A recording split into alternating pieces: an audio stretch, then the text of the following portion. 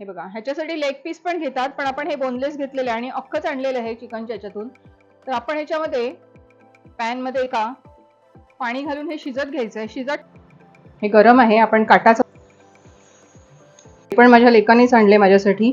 तर आपण 1-2 चमचे ऑलिव्ह ऑइल वापरूया. साधं तेल असे शिजलेला कांदा घालणार आहोत आपण. पावडर ही खूप महत्वाची आहे चवीला गोड चव लागायला. 2 चिमूट आपण काळी मिरी पावडर घालतोय. त्याचा उपयोग होतो. हे आपण 1 वाटी घेऊया. जेवढं पीठ असेल त्या अंदाजानेच आपल्याला घ्यायचंय.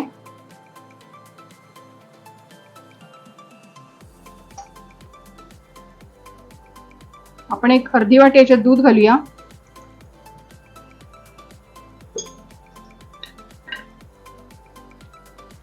जसं आपण साजूक तुपाचा उपयोग करतो तसं ते बटरचा वापर करतात. किती अगदी म्हणजे काय म्हणतो ना, सिमिलर रेसिपी वाटते. थोडीशी काळी मिरीची पावडर घालते मी आणि थोडंसं आपण 1-2 चिमूट आपण मीठ घालूया आणि याला छान आता उकळी येऊ द्यायची व्यवस्थित. आणि नंतर आपण त्याच्यामध्ये मैदा घालणार आहोत. छान उकळी आलेली आहे. आपण गॅस आता थोडा मंद ठेवायचा आहे आणि ह्याच्यात थोडं थोडं हे पीठ घालून एका हाताने आपण ढवळत राहायचंय.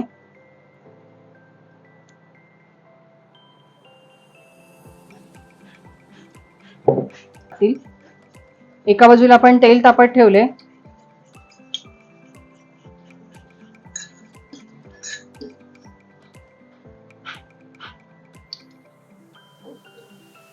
सर्वप्रथम आपण हा मैद्याचा जो घोळ आहे त्याच्यात हाताचा वापर करायचा नाहीये, कारण सगळं मिक्स होईल. मग आपण चमच्यानेच हे करूया.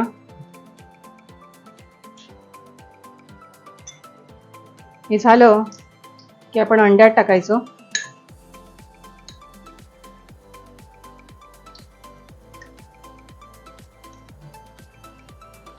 अंड्यातून काढल्यानंतर शेवटी आपण ब्रेड क्रम्स मध्ये टाकून देणार आहोत.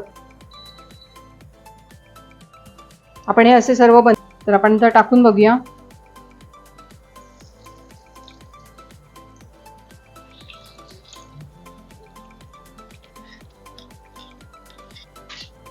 मस्त खरपूस असे तळून झालेले आहेत. आपण हे काढून घेऊया आणि मी टिश्यू ठेवले.